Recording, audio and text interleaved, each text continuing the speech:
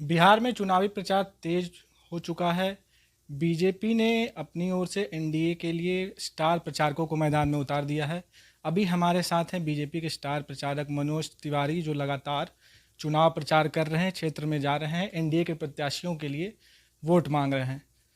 मनोज जी, आप चुनाव प्रचार में जा रहे हैं, कैसा क्या माहौल लग रहा है? जनता का क्या मूड लग रहा है? देखिए, जनता का मूड ऑलमोस्ट एनडीए के फेवर में है।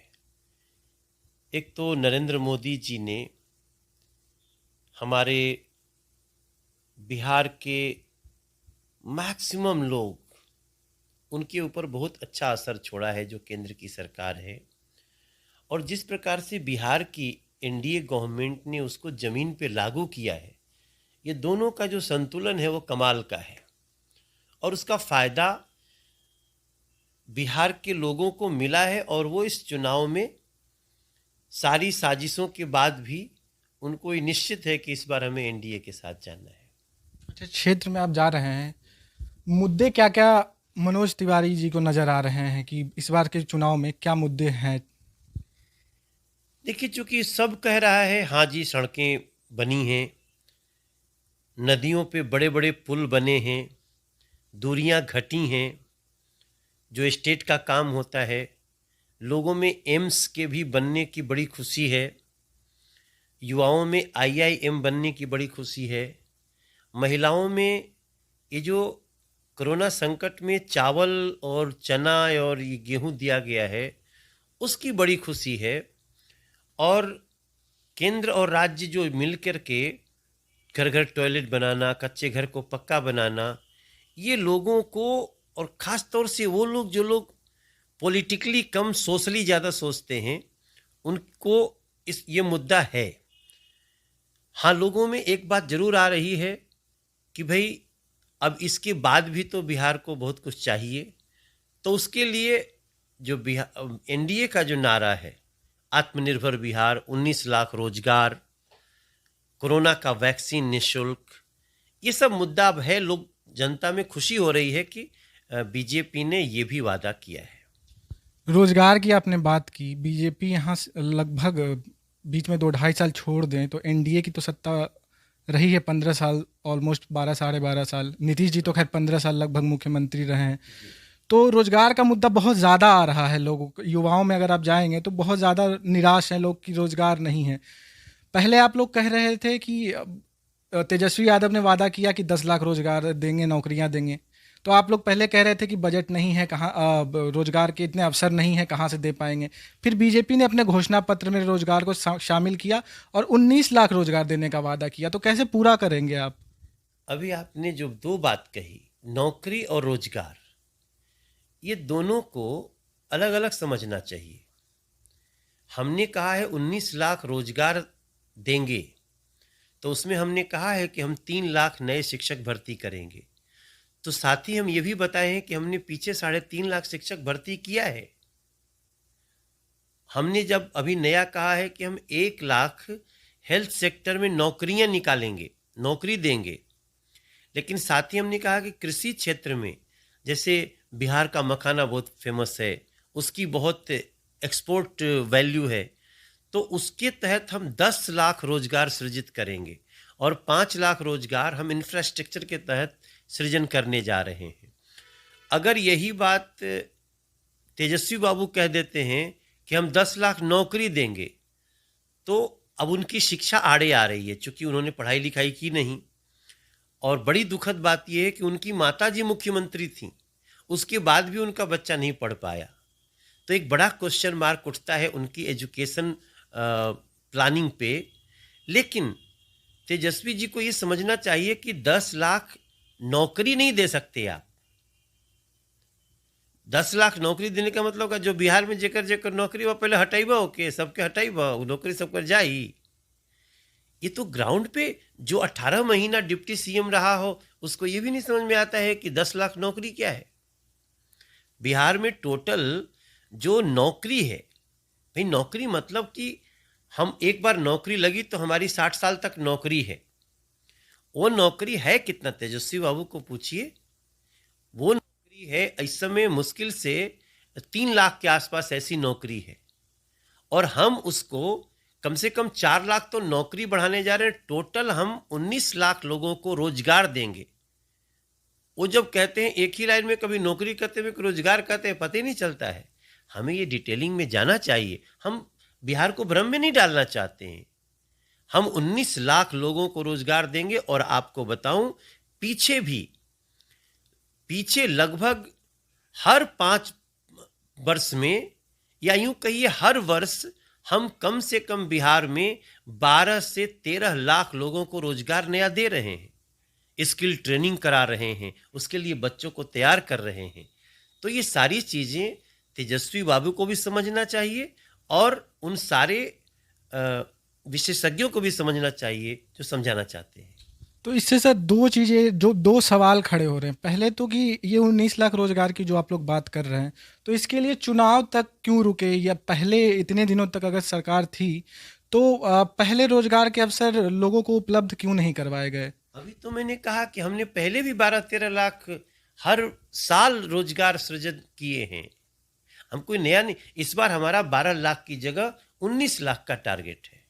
लेकिन विपक्ष कह रहा है कि जिस तरह से 2 करोड़ रोजगार की बात की गई थी मोदी जी के पहले कार्यकाल घोषणा पत्र में 2014 में, और लोगों को उतना रोजगार नहीं मिला, तो इसे जुमला कह रहा है विपक्ष। इस पर क्या कहेंगे? 2 करोड़ रोजगार हमने कहा था, तो हमने उसकी जगह पूरे देश में किसी विशेषज्ञ मेरे साथ बिठाइए, हमने कम से कम 3.5 करोड़ रोजगार सृजित किए हैं नए। 3.5 करोड़ रोजगार सृजित किए हैं। आप ये बताइए, रोजगार, बिना रोजगार के ही बिहार में इतनी सारे ब्रिज बन गए। दीघा ब्रिज, अटल सेतु, बबुरा आरा छपरा ब्रिज। कितने सालों में बने? 15-15, 20-20 साल लगे हैं सब। आखिर ये 15 साल में नहीं बने हैं भैया। दीघा सेतु कब शुरू हुआ? अटल जी के कार्यकाल में सर उसका वो घोषणा हुई।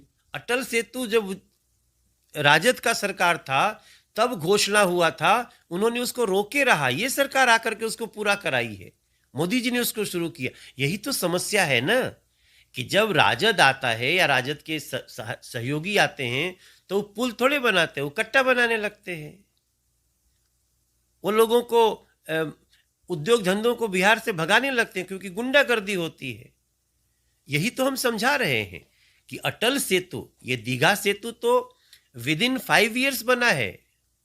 छपरा का सेतु मोदी जी के प्रधानमंत्री बनने के बाद ही शुरू हुआ और बना है। लेकिन अटल सेतु पहले से, अटल जी के समय में वो शुरू हुआ था, बन के अब तैयार हुआ, क्योंकि राजद जब तक थी उसको रोक दिया था, और उसके बाद जब ये एनडीए की सरकार आई फिर से उसकी प्लानिंग हुई। Atal Setu one of the longest road है हमारे, जिसपे रेल और रोड दोनों है। तो आप सोचिए, कभी जब हम जाते हैं, आज मैं बगहा में था, बगहा में लोग कहते हैं कि बस यहाँ से 25 किलोमीटर बाद पटरौना चले जाएंगे, नदी पे पुल आ गया। हम एक जगह था नौतन, वहां से बोल रहे हैं यहां से गोपालगंज पहले 110 किलोमीटर होता था, मात्र 40 किलोमीटर है। अगर ये बिहार हुआ है, इतनी दूरियां घट गई हैं, तो फिर तो एक बार एनडीए सरकार को, किसी भी व्यक्ति को थैंक्स कहना पड़ेगा, और कह भी रहा है। तेजस्वी जी की बात करते हैं, उनकी सभाओं में कहा जा रहा है काफी भीड़ उमड़ रही है। क्या कुछ संकेत है क्या तेजस्वी जी की सभाओं में भीड़ को? भाई, हम ये लाइन रोज हमसे पत्रकार भाई लोग पूछते हैं, तो आप मनोज तिवारी की भी भीड़ देखो ना, ये कौन चलाया है कि बस एक लाइन जाके सब नेता से पूछो कि तेजस्वी यादव के सभा में भीड़ आ रही है, तो मनोज तिवारी के सभा में क्या वो भेड़ बकरी है, क्या है? तेजस्वी का 4 गुना भीड़ हमारे सभा में हो रही है, 4 गुना। और 1-1 लाख होने के बाद भी वो एक बात सुनते हैं। मैं वीडियो चलाऊंगा तो आपको 1 लाइन सुनाई देगा। तो ये जो है ना, ये एक इमेज बनाई गई जो कि धुष्य हो गई। लगातार तेजस्वी हमला कर रहे हैं कि घोटाला हुआ है, सृजन घोटाला और ये घोटाला वो घोटाला, नीतीश कुमार को घोटालेबाज तक कह रहे हैं, तो इस पर क्या कहेंगे आप? क्योंकि जीतन राम मांझी से हमारी टीम ने बात की थी, तो उन्होंने भी ये माना था कि जैसे नल जल योजना उनकी जो है 7 निश्चय वाली, उसमें कमी है, उनमें दिक्कत है, भ्रष्टाचार है। भ्रष्टाचार है तो एफआईआर किधर है? आज तेजस्वी जी के पिताजी की फोटो तेजस्वी बाबू नहीं लगा पा रहे हैं ना। क्यों नहीं लगा पा रहे हैं? क्योंकि वो सजा याफ्ता है। तो वो तो इतने बड़े नेता थे, घोटाला हुआ तो उनको एफआईआर हुआ, सजा हुई ना। जबकि उस समय उन्हीं की सरकार थी, फिर भी एफआईआर हुआ। तो अगर कहीं घोटाला है तो एफआईआर कराओ ना भैया, ये हवा हवाई बातें क्यों कर रहे हो? घोटालेबाजों को सजा देने वाली पार्टी का नाम बीजेपी और एनडीए है। राहुल गांधी चुनाव प्रचार में आ रहे हैं, बिहार आना शुरू हो गया है। लगातार लॉकडाउन और कोरोना के दौरान जो दिक्कतें हुई थी उसको लेकर हमला कर रहे हैं, कह रहे हैं कि मजदूरों को इस सरकार ने बहुत परेशान किया है, रोजगार छीन लिया, उन्हें हज़ार हज़ार किलोमीटर पैदल चलना पड़ा, जबकि उन्होंने इस चीज़ के लिए पहले आगाह कर दिया था। राहुल गांधी को तो वो हस्र बताएगा बिहार और देश और मजदूर। मैं यही तो बोल रहा हूं, महाराष्ट्र से मजदूर भागा 1100 किलोमीटर, तो वहां किसकी सरकार है? राहुल गांधी की तो है। क्यों नहीं उसको अनाज दिया? क्यों नहीं उसको खाना दिया? क्यों नहीं उसको रहने का समय जगह दिया? जो अपराधी है वही कह रहा, वही हल्ला कर रहा है। महाराष्ट्र में मजदूर रुके रहें, यही ना प्रधानमंत्री से लेकर नीतीश कुमार जब तक की चिंता थी। दिल्ली में मजदूर रुके रहें, जहां भी मजदूर हों। लेकिन सबसे ज्यादा जो 1100 किलोमीटर भागे तो मुंबई से हुआ, महाराष्ट्र से हुआ। दिल्ली से भी भागे काफ़ी संख्या में। तो दिल्ली में भी हमारी सरकार थोड़ी है। दिल्ली में भी एफआईआर हो चुका है, साजिश हुई है, बस लगाकर उनको बॉर्डर पे छोड़ा गया है। किसने साजिश? अरविंद केजरीवाल ने करी। अरविंद केजरीवाल ने मजदूरों के साथ साजिश की, उनको भेजा। अरविंद केजरीवाल के ऊपर, उनकी टीम के ऊपर एफआईआर हो चुका है। नवभारत टाइम्स में भी ये रिपोर्ट है कि उन लोगों ने जानबूझ करके मजदूरों को भागने के लिए प्रोत्साहित किया, ताकि एक ऐसा दृश्य दिखे जिससे नरेंद्र मोदी को बदनाम किया जा सके। मतलब आप राजनीति के लिए मजदूरों को निकाल दिए सड़क पे। तो इन लोगों ने साजिश, इसमें बिहार का क्या दोष है, आप बताओ? नहीं, उनका कहना है कि बिहार सरकार ने ट्रेनें नहीं चलवाई, लोगों को लेने से मना कर दिया। सरकार की तरफ से, राज्य सरकार की तरफ से, जैसे अन्य राज्यों ने सहयोग किया अपने प्रवासी मजदूरों को लाने में, बिहार सरकार की तरफ से उस स्तर पे सहयोग नहीं हुआ। नहीं, सबसे पहला मुद्दा है कि मजदूरों को भागने क्यों दिया? क्यों जाने? कोरोना का संकट है, तो कोरोना देख के थोड़ी आया था कि अमीर है, गरीब है, मजदूर है, किसान है, ये अंदर रहता है, वो बाहर रहता है। कोरोना तो सारी दुनिया के लिए खतरा था। ये तो धन्यवाद, thanks Nitish ji, thanks Narendra Modi ji, for whole country. Narendra Modi ji को सल्यूट करना चाहिए कि उन्होंने कड़े डिसीजन लिए और भारत में कोरोना का सबसे कम असर हुआ पॉपुलेशन वाइज। कोरोना की बात कर लेते हैं। आप चुनावी घोषणा पत्र में आपने कोरोना वैक्सीन बिहार में लोगों को फ्री में देने का वादा किया है। लोग कह रहे हैं कि बीजेपी ने आपदा में अवसर ढूंढ लिया है। आज उद्धव ठाकरे का भी बयान है कि बिहार के लोगों को अगर फ्री में देंगे तो हम लोग क्या बांग्लादेश और पाकिस्तान के लोग हैं जो हम लोगों को वैक्सीन फ्री में नहीं मिली? तो बिहार में शिवसेना चुनाव लड़ेगी तो अपना मैनिफेस्टो देगी। नहीं, तो उनका कहना है कि बाकी राज्यों के लिए केंद्र की क्या योजना होगी फिर कोरोना को लेकर? महाराष्ट्र के लिए योजना लागू करें। बीजेपी के मैनिफेस्टो में है, बीजेपी केंद्र सरकार, बीजेपी बिहार का मैनिफेस्टो है ना, कि बीजेपी महाराष्ट्र का मैनिफेस्टो है? लेकिन कह रहे हैं लोग कि अब अगले साल बंगाल में होगा तो बीजेपी बंगाल में कोरोना वैक्सीन फ्री ऑफर करेगी घोषणा पत्र में, फिर यूपी में 2022 में ऑफर करेगी। क्यों कोई रोकेगा भाई? ये स्टेट सब्जेक्ट है। To give free services to any state is a state subject. ये लोग तो पता नहीं कैसे, अब 9वीं पास 9वीं फेल होंगे तो ऐसे ही बात करेंगे लोग। अरे भैया, ये बीजेपी बिहार का वादा है, ये बीजेपी केंद्र का वादा नहीं है। कि नरेंद्र मोदी जी दिल्ली में कह रहे हैं कि हम कोरोना का वैक्सीन फ्री करेंगे, ये बड़े लफाड़िया है सब, ये पढ़ते लिखते भी नहीं है, कहां से सब ढक्कन आ गए हैं राजनीति में। हमारे जैसा आदमी समझ सकता है। आप एक बार में समझ गए होंगे मनोज क्या बात कर रहा है। स्टेट का मैनिफेस्टो स्टेट का है ना। बंगाल में होगा तो बंगाल बीजेपी करेगी, उत्तर प्रदेश में होगा तो उत्तर प्रदेश बीजेपी करेगी। एकरा में कौन समस्या बाटे? यही से कहल जाला पढ़ लिख ला जब ई महागठबंधन के पढ़े लिखे के चाहिए। चिराग चिराग पासवान की बात करते हैं, केंद्र में आपके साथ हैं, यहाँ नीतीश जी पर लगातार हमलावर हैं, कह रहे हैं कि 10 तारीख के बाद उनको सीएम रहने नहीं दिया जाएगा, ये मेरा प्रण है, या जो भी कह रहे हैं वो। तो मतलब ये कैसे चल रहा है कि वहाँ साथ हैं, यहाँ चिराग पासवान अलग लड़ रहे हैं, 10 तारीख के बाद क्या हो? देखिए, ऐसा कई स्टेट में होता है। केंद्र में कोई गठबंधन में रहता है, स्टेट में नहीं रहता है। यहाँ की सच्चाई ये है कि चिराग पासवान जी स्वतंत्र रूप से चुनाव लड़ रहे हैं। वो कहाँ लड़ते हैं उनका डिसीजन, कहाँ नहीं लड़ते हैं उनका डिसीजन, इससे बीजेपी का कोई लेना देना नहीं है। वो बिहार चुनाव में एनडीए के हिस्सा नहीं है। लेकिन आप कह रहे हैं कि स्वतंत्र चुनाव लड़ रहे हैं, लेकिन चिराग जी तो लगातार कह रहे हैं कि हमको बीजेपी का मुख्यमंत्री बनाना है। तो ये किस तरह का रिश्ता है? भाई उनको मोदी जी अच्छे लगते हैं तो हम किसी को रोकेंगे? वो जो भी बात करे, बात तो हमने कहे आप मोदी जी को अच्छा मत बोलिए, ऐसा थोड़ी हम कहेंगे। मोदी जी का हनुमान कहा है। मोदी जी को बहुत लोग देश में मानते हैं। जहां तक बिहार की बात है, बिहार में हमारे chief minister candidate Nitish Kumar ji हैं, और हम पार्टी और वीआईपी पार्टी हम लोग चुनाव लड़ रहे हैं। लेकिन मोदी जी आए थे बिहार चुनाव प्रचार में, 3 जगह भी रैलियां की उन्होंने। रामविलास पासवान जी का नाम लिया, उनका निधन हुआ है हाल में। चिराग पर सीधे हमला करने से बचे पीएम मोदी, तो क्या इसको कोई भविष्य के लिए संकेत माना जाए? नहीं भाई, हम चिराग पे जहां जाएंगे वहां जो पार्टी होगी तो वहां कहते ही हैं भाजपा को वोट मत दो, किसी को बंटना नहीं है, ये नहीं करना, सभी तो कर रहे हैं। ये देखिए, क्या इसमें एक बहुत इंटरेस्टिंग बात है अनुराग, चूंकि विपक्ष के पास कोई मुद्दा ही नहीं है तो वो इन सारी चीजों में फंस। अरे भैया, रालोसपा भी चुनाव लड़ रही है, पप्पू यादव भी चुनाव लड़ रहे हैं, ओवैसी भी चुनाव लड़ रहे हैं, उनकी बात क्यों नहीं कर रहे हैं? सत्ता में आप है ना सर, तो उनकी बात नहीं बोल, उसमें भी कई लोग हैं जो मोदी जी को मानते हैं।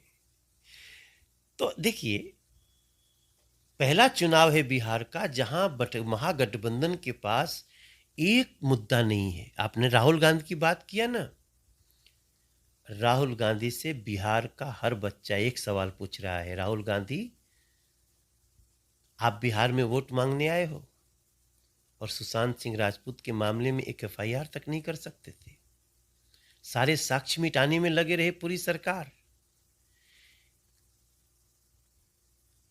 राहुल गांधी बिहार के एक युवा और प्रतिभाशाली बच्चा सुशांत सिंह राजपूत के हत्यारों के साथ खड़े हैं। कौन है हत्यारा? आप लोग लगातार कहते हैं कौन है हत्यारा। ये जांच में ही पता चलेगा ना, तो जांच क्यों रोक रहे हैं? आपसे भी अगर पूछूं मैं, मुझे क्या पता कौन है हत्यारा? अगर मैं जानता तो मैं उसको छोड़ता थोड़ी, तुरंत उसके खिलाफ कोर्ट पहुंचता। लेकिन वो उसको पता करने की प्रक्रिया को ही ये लोग, यही राहुल गांधी ने जिसकी सरकार में यहां से पुलिस गया तो उसको गिरफ्तार कर लिया गया, एक को क्वारंटीन कर दिया गया, तो क्या ये बिहार भूल जाएगा? मैं आपको वीडियो दिखाऊंगा, देखिए। हो सकता है मीडिया क्या दिखाएगी नहीं दिखाएगी उसका अपना मन है, लेकिन जनता यही पूछ रही है। और राहुल गांधी को बिहार चुनाव में ही नहीं, आने वाले समय में भी इसका खामियाजा भुगतना पड़ेगा। सुशांत सिंह राजपूत केस की आप बात कर रहे हैं, अब भी बॉलीवुड से जुड़े रहे हैं, बहुत बवाल हुआ है पिछले 4-5 महीने में, नेपोटिज्म को लेके और ड्रग्स नशे को लेकर के। रवि किशन जी तक ने संसद में मामला उठाया था। मनोज तिवारी कैसे देखते हैं इस पूरे विवाद को? देखिए, हम बाकी सब्जेक्ट पे नहीं हम कुछ बोल रहे हैं, जो बोलना होता है बोल ही देते हैं। ये तो लंबी बहस है, नेपोटिज्म क्या है, गैंगिज्म क्या है। हम कह रहे हैं, हमारा सिर्फ मुद्दा है कि क्या एक व्यक्ति का मौत रहस्यमय है, तुम जांच नहीं होने दोगे? जो जांच के लिए बोलेगा उसको घर तोड़ोगे? पत्रकारों पे हमले कराओगे और फिर बिहार में आके वोट मांगोगे। हमारा इशू ये है। राजनीति की तरफ लौटते हैं थोड़ा। नीतीश कुमार जी को लेकर अब मैं फील्ड में घूम रहा हूँ तो थोड़ी सी नाराज़गी है लोगों में, क्योंकि एंटी इनकम्बेंसी भी होती है, 15 साल से लगभग सीएम हैं लोग। बीजेपी को वोट देना, कई जगह ऐसा दिख रहा है कि बीजेपी को लोग वोट देना चाहते हैं लेकिन नीतीश कुमार से नाराज़ हैं अच्छे खासे लोग। तो क्या अगर ऐसा कुछ होता है कि जेडीयू की सीटें कम आती है और बीजेपी ज़्यादा आती है और एलजेपी का ऑप्शन और अन्य पार्टियों का ऑप्शन मिलेगा बीजेपी को, तो क्या आप कुछ इस ऑप्शन पे विचार करेंगे? अभी तो देखिए, जितने ओपिनियन पोल आ रहे हैं वो भी कह रहे हैं कि हम 135 से 159 तक सीटें जीत रहे हैं। तो हम ओपिनियन पोल देखें कि हम तेजस्वी पोल देखें कि हम राहुल पोल देखें, कौन पोल कि माले पोल देखें? हमको एक बात समझ में नहीं आ रहा है कि नीतीश कुमार ने गांव-गांव बच्चियों को साइकिल देके, नीतीश कुमार ने बिहार में एम्स लाके, आईआईएम खोल के, सड़कों का जाल बिछा के, नदियों पे पुल का जाल बिछा के, एलिवेटेड रोड का जाल बिछा के, बिहार में जंगल राज समाप्त करके कौन सा पाप कर दिए कि उनसे लोग नाराज होंगे? आप कह रहे हैं जंगल राज समाप्त हो गया। कल ही एक प्रत्याशी की हत्या हो गई है शिवहर में। लालू जी ने ट्वीट भी किया है कि इस पर निशाना साधा है नीतीश जी पर। हाँ भाई, तो उसकी उसकी जांच होगी ना। देखिए, जंगल राज इसको कहते हैं कि अपराधी बेखौफ अपराध कर रहे हैं और उसको कोई रोकने की कोशिश नहीं। जैसे जंगल राज अभी महाराष्ट्र में है। जंगल राज उसको कहते हैं जहां पुलिस उसको देख के भी आंख घुमा लेती है। ये जो घटना हुई है, आप देखिएगा, इस घटना में जो अपराधी हैं उनके तह तक पहुंचेगी पुलिस। इस अपराध हमारे को मारने का किसी ने मन कर लिया, किसी ने ठान लिया कि मरेंगे और मार देंगे, तो जितनी सतर्कता हो सकती है वो देखेंगे, लेकिन पुलिस उसको ओवरलुक नहीं कर सकती है। ये शासन का काम है। जाले विधानसभा सीट से एक उम्मीदवार हैं कांग्रेस के, मुशिकुर उस्मानी नाम है उनका। उनका नाम इसलिए चर्चा में आया था जिन्ना की फ़ोटो लगाने के लिए अलीगढ़ यूनिवर्सिटी में। गिरिराज सिंह ने काफ़ी इस पे निशाना साधा था, कई बीजेपी के नेताओं का बयान आया था। आप क्या इस मुद्दे पर कुछ कहेंगे? ये सरासर ऐसे लोगों का चुनाव में आने के बाद उनको उनका हश्र जनता को बताना चाहिए। उनके ऊपर आरोप है ये, और जो जिन्ना की फोटो लगा करके उनकी बात करता है, इट मीन्स कि वो पाकिस्तान का सपोर्टर है और उसका मतलब उसका देश से प्रेम नहीं है। तो जो देश का, जिससे देश को प्रेम नहीं है, उससे उसको कानून अपना काम करेगा। आपकी एक रैली में देख रहा था मैं, उसमें टुकड़े टुकड़े गैंग की बात हो रही थी, जो दिल्ली चुनाव में काफ़ी ज़्यादा चला था ये मुद्दा। बिहार चुनाव में इस मुद्दे का कितना महत्व है कि अब दिल्ली से ये मामला बिहार आ चुका है? भाई, बिहार तो जय बिहार थोड़ी कहता है, भारत माता की जय कहता है। बिहार में आप जाके कह दीजिए भीड़ में कि दूध मांगोगे तो खीर देंगे, कश्मीर मांगोगे तो जनता कहती है एक साथ लाखों लाख कि चीर देंगे, फाड़ देंगे। उस बिहार में अगर उनको पता चल जाए जनता को कि जो माले है, इसके नेता कहते हैं भारत तेरे टुकड़े होंगे, इंशाअल्लाह इंशाअल्लाह। जो कांग्रेस है वो कहती है हम 370 फिर से लगा देंगे। तो ये क्या बिहार से बाहर का थोड़ी है, ये बहुत बड़ा मुद्दा है। और इसमें तेजस्वी बाबू ने अपने जो छोटा मोटा उनका फ्यूचर था ना, उसको भी जला दिया है उन्होंने माले और कांग्रेस के साथ। ये डायलॉग आने के बाद भी, इन एक्शन के बाद भी समझौता करके उनका बड़ा नुकसान हो गया है। नीतीश कुमार की एक बार फिर से बात करेंगे। बहुत संयमित नेता माने जाते हैं, कहा जाता है कि आपा जल्दी खोते नहीं हैं नीतीश कुमार। भाषा की मर्यादा बहुत बनाए रखते हैं, चाहे परिस्थिति कुछ भी हो। लेकिन पिछले 3-4 दिनों में नीतीश कुमार की जो कुछ बयान आया है नीतीश कुमार का, तो उससे कहीं न कहीं ये लग रहा है कि शायद भाषा की जो मर्यादा है वो लांघी गई है। तो विपक्ष कह रहा है कि नीतीश कुमार थक गए हैं, फ्रस्ट्रेटेड हैं और कई चीज़ें तमाम विपक्ष की तरफ से आ रहा है। आप क्या कहेंगे? वो कौन सी लाइन है, कुछ एकाक याद दिलाइए। नहीं, जैसे अब एक वीडियो में कह रहे हैं कि मुझसे पूछते हो, हिसाब मांगते हो, अपने बाप से पूछो नौकरी क्यों नहीं दी। ये कुछ इस तरह का बयान है। एक जगह भीड़ से लोगों पर नीतीश जी नाराज हो रहे हैं, कह रहे हैं मत दो वोट। तो इन सब चीज़ों पर काफ़ी वो हो रहा है कि शायद ये तो हमने सुना कि भाई वोट नहीं देना है मत दो, यहाँ हल्ला मत करो। तो ये तो आप सोचिए कि वो तो अजीब बेचारगी है। इतने गुंडे तत्व आप नीतीश जी की सभा में जाके क्यों डिस्टर्ब कर रहे हो? वो तो उन्होंने गलत क्या बोला?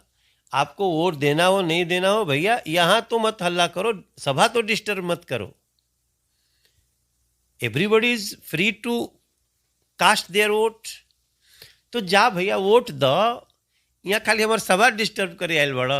तो उसमें तो उन्होंने बहुत साफ दिल से बोला। उसमें तो तारीफ होनी चाहिए नीतीश जी की कि साफ दिल का व्यक्ति है, साफ बोल दिया। आखिरी सवाल, मनोज तिवारी को क्या लगता है कितनी सीटें आएगी? कोई एक आंकड़ा जो आप दे।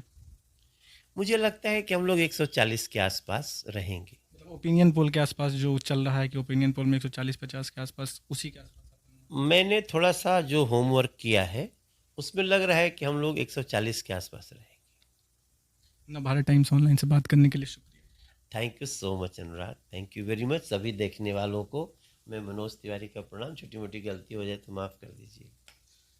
तो ये थे उत्तर पूर्वी दिल्ली के बीजेपी सांसद मनोज तिवारी, जो आश्वस्त लग रहे हैं कि नीतीश कुमार की सरकार और एनडीए की सरकार एक बार फिर वापस आएगी और जनता नीतीश के ही नेतृत्व पर भरोसा जताएगी।